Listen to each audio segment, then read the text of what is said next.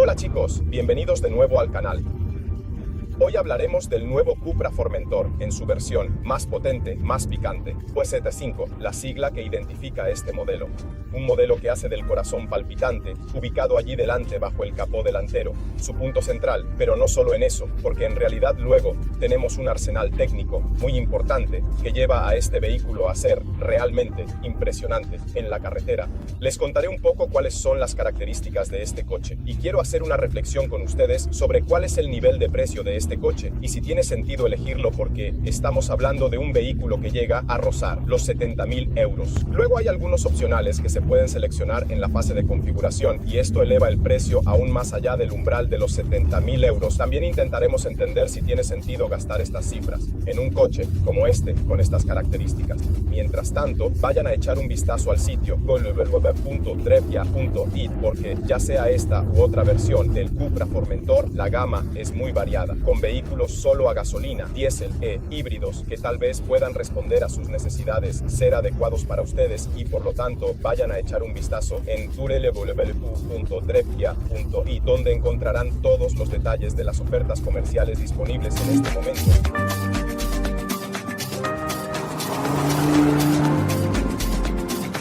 Gracias. Como les decía, el corazón palpitante de este coche es un motor de 5 cilindros ubicado en la parte delantera de manera transversal, es decir, en este sentido respecto al sentido de marcha. Tenemos entonces un coche que es de tracción delantera, pero en este caso han logrado realmente el milagro. Como saben, 5 cilindros no es una novedad dentro del mundo automovilístico. También en Italia, la marca Fiat lo utilizó tanto como diésel, como en el 156, por ejemplo, y también en el coupé. En ese caso, era un gasolina. Hablamos de motores completamente diferentes en ese caso. Motores aspirados también en la historia de Volkswagen. Por ejemplo, encontramos un motor aspirado, encontramos un VR5 que estaba ligeramente desfasado unos grados para formar una V. En ese caso, un 5 cilindros totalmente diferente. Posteriormente llegó un 5 cilindros en línea, justo como encontramos en este, pero con el tiempo se ha mantenido este 5 cilindros turbo solo en la gama Audi, solo en los modelos más potentes, entre ellos el RS3 es el caso principal. También encontramos el TT-RS y también encontramos el Q3 RS. Por lo tanto, estamos hablando de una elección de marketing importante, la de destinar el motor tope de gama a un modelo que no es un Audi. Y en este caso lo han hecho bien, porque realmente han logrado elevar el nivel de un buen Foxconn, de toda la dinámica de este vehículo, haciendo justicia a un chasis hecho de manera ejemplar. Y lograrán, además, según yo, quitarle la sonrisa a no pocos propietarios de automóviles deportivos. De verdad, al presionar el botón en el volante, puedo activar los diferentes modos de conducción y aquí el coche realmente comienza a cambiar su alma, porque en todas las demás situaciones es un automóvil súper cómodo, más allá de las características de este coche que lo hacen cómodo de usar, pero sobre todo espacioso por dentro. Es un verdadero automóvil familiar, en todos los aspectos muy espaciosa, cómoda, pero muy espaciosa. Incluso en cuanto a las suspensiones, nunca resulta demasiado dura. Aquí tenemos llantas de 20 pulgadas y este DSC es realmente el as bajo la manga. DSC, control de chasis dinámico, utilizado por Volkswagen en los modelos más importantes, más deportivos o, si queremos, también simplemente los más ricos de su gama. Bueno, si se instala en el coche que seleccionarán en el concesionario, les transformará el auto en el momento en que utilicen los diversos ajustes de conducción. Desde el modo Confort se puede pasar al modo Sport y luego al modo Cupra o incluso al modo individual. A través de estos tres mundos, básicamente, se puede personalizar la respuesta del vehículo en el mapa individual, seleccionando, por ejemplo, la rigidez de la dirección, la rigidez de la respuesta del motor o incluso la rigidez de las suspensiones o, ¿por qué no?, la respuesta y la agresividad del sistema de tracción o tal vez también del control de derrape, o simplemente podemos utilizar la receta ya ampliamente desarrollada por los técnicos del equipo Cupra, es decir, el modo Cupra, la que nos permite configurar todo de la manera más deportiva posible, por lo que el coche pasa de ser muy cómodo a ser realmente muy rápido en los cambios de dirección. La dirección se vuelve más rígida y llegaremos a la dirección en un momento. Resuelve un poco, por así decirlo, la excesiva ligereza del mando de dirección en su modo confort, y también hace que el coche sea un poco más fácil de usar cuando se pisa el acelerador. ¿Por qué hablo de pisar el acelerador? Bueno, porque como todos los automóviles de tracción integral, con esta caballería, estamos hablando de 390 caballos de potencia máxima y 400 de recorrido en curva, tenemos la posibilidad de aprovechar una salida, un recorrido en curva realmente muy agresivo, apoyándonos también tranquilamente en el tren trasero, porque las ruedas traseras empujan al menos tanto como las delanteras. Esto nos lleva a tener de hecho la posibilidad de salir muy fuerte, pero hay que ser bastante agresivo, abandonar un poco la conducción más delicada de una tracción trasera, incluso particularmente potente, dar mucha potencia y dejarse disparar fuera de las curvas en el recorrido y la salida de manera emocionante por este propulsor, por este sistema de tracción integral que cuenta, entre otras cosas, en la parte trasera con un sistema de torque vectoring. ¿Qué es un sistema de vectorización de par? Bueno, muy simplemente es un sistema. Y esa derecha, o mejor, desviarla entre la rueda interna y la externa de la curva, porque esto hace la diferencia, porque en realidad estamos hablando de un sistema que tiende a servir para dos cosas, una para exhibirse en drift, en realidad luego en la carretera es prácticamente imposible hacer los drifts a menos que se disponga de una carretera muy amplia, y aún así en ese caso también será realmente muy difícil, tal vez tenga sentido en la pista donde tienes mucho espacio y sobre todo la seguridad de poder tener eventualmente un poco más de deslizamiento en el exterior, pero en la carretera es realmente muy difícil. Lo que puede hacer, sin embargo, es hacer girar el coche sobre su propio eje de manera más rápida, gestionando los dos conjuntos de embrague que componen este torque vectoring, uno a la derecha y otro a la izquierda, de manera que se cierre o se abra el semieje correspondiente. De este modo, se dispone de un sistema que permite hacer girar el coche aún más rápido en las curvas.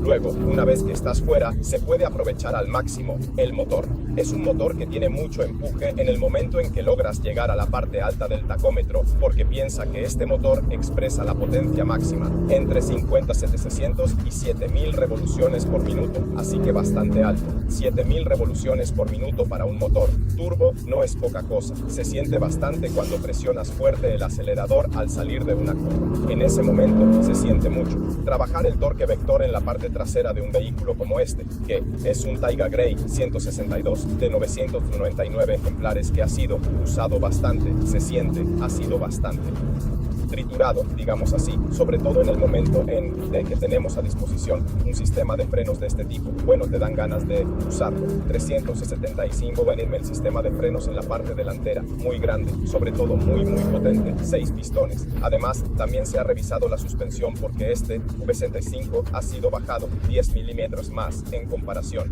con el BZ de 310 caballos y además a nivel estético se han realizado mejoras efectivas porque se trabaja mucho en la presencia en la carretera de este modelo, que es devastador cuando pasas por la calle. Muchos querrán saber más sobre este modelo, mirar el coche y ver que hay algo diferente, aunque a primera vista puede no parecer un coche diferente respecto a otras versiones del Formentor, pero en este caso, una mirada atenta nota de inmediato los guardabarros un poco más anchos, llantas de 20 pulgadas, el sistema de frenos con las pinzas de este color que se ha vuelto característico de Cupra y tenemos una suspensión un poco más baja.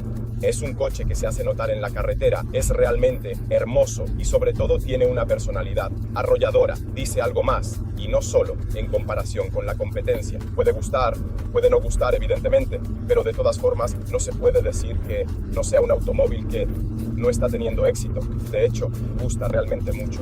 La transmisión sigue siendo una automática clásica de 7 velocidades. El DSG es una garantía. Rápido, lo suficientemente rápido como para poder divertirse de verdad. El tono del escape es muy amortiguado, por cierto. En mi opinión, esto es un poco una elección.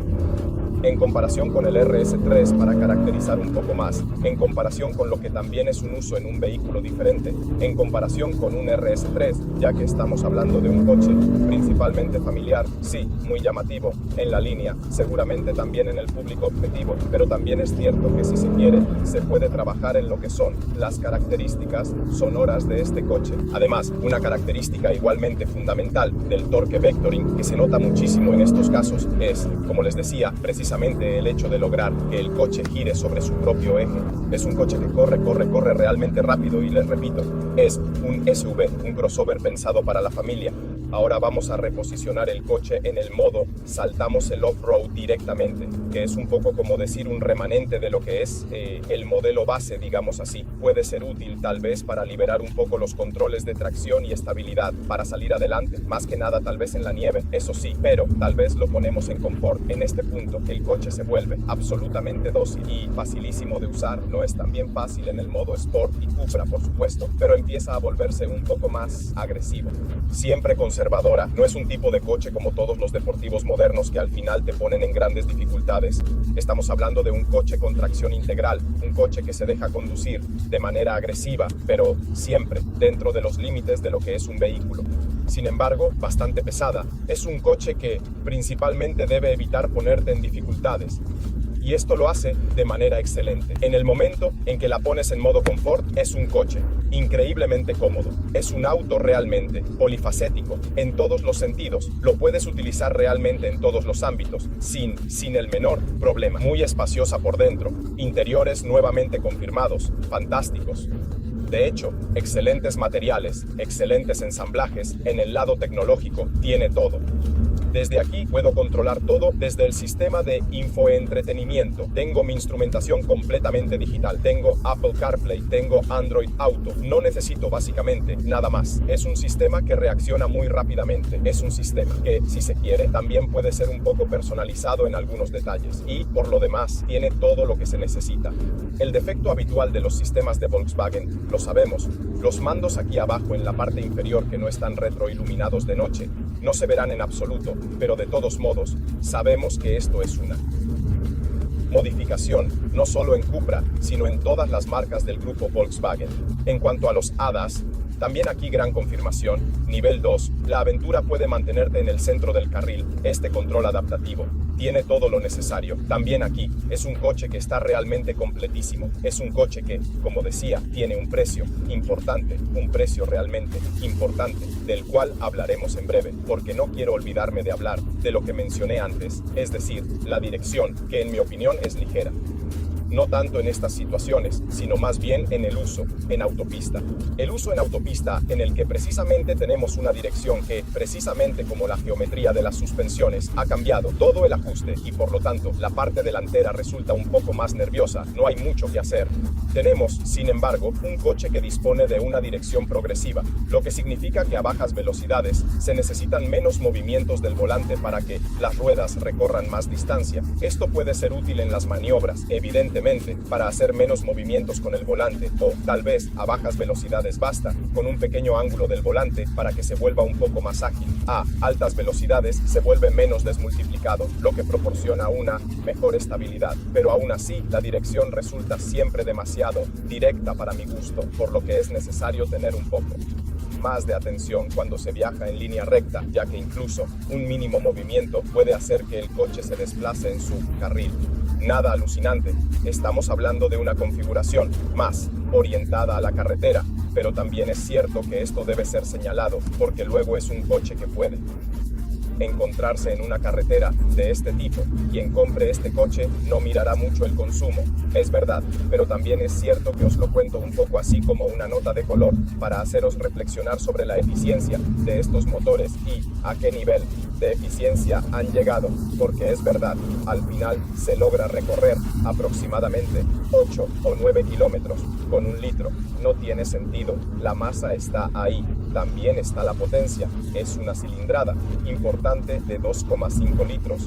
Fuera del ámbito urbano, logramos mantenernos en unos 15 kilómetros por litro, 14 kilómetros por litro. En carretera estatal, a velocidad constante, media y media baja, son velocidades de crucero. En fin, la clásica carretera estatal. Y en cuanto al uso en autopista, logramos recorrer 12-13 kilómetros por litro. Entonces, en resumen, nos encontramos con un propulsor que resulta cualquier caso eficiente gracias también a la séptima marcha que permite mantener bajo el número de revoluciones. Pero en cuanto al costo de compra, bueno, 70.000 euros son realmente muchos. Con 70.000 euros se abren posibilidades realmente elevadas en cuanto a la posibilidad de compra de un coche deportivo o de un coche puramente de carretera.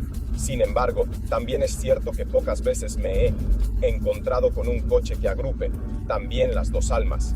Dejemos de lado la parte estética o de marca, porque esos son gustos personales, pero repito, pocas veces me he encontrado con un automóvil que se conduzca también a este nivel de precio y que además permita tener tanto espacio dentro y muy pocos defectos, entre los cuales mencionaba el de la dirección, que podría no ser un defecto para nadie. Tal vez hay quienes la utilizan solo en la ciudad y ni siquiera se darán cuenta de esta velocidad de dirección. Otro defecto, obviamente, las levas del volante, que son demasiado pequeñas, demasiado posicionadas hacia adentro, realmente muy molestas. En una versión tan deportiva me hubiera gustado algo un poco más prominente. Probablemente se podrán instalar extensores, pero de todas formas es un coche que realmente logra unir ambos mundos de manera excepcional, así que 70.000 euros no son pocos. Les recuerdo que en el concesionario los precios pueden variar un poco debido a descuentos por diferentes razones y ofertas a las que se puede tener acceso, así que definitivamente vale la pena informarse un poco más. Díganme si comprarían este coche en lugar de otros, o tal vez si comprarían otro Formentor, o si ya lo han comprado, cuál fue su razonamiento respecto a las diferentes motorizaciones disponibles, desde los 245 cb hasta los 310 caballos, o incluso este VS5, y cómo llegaron a la conclusión de simplemente optar por otra motorización, o por esta motorización. En fin, cuéntenme su experiencia, o simplemente su idea. Recordemos que lamentablemente el maldito superimpuesto también tiene aquí un impacto realmente importante. Nos vemos la próxima vez, siempre a este ritmo, y por favor déjenme saber su opinión en los comentarios y díganme qué piensan sobre este Cupra Formentor Full 5. Adiós.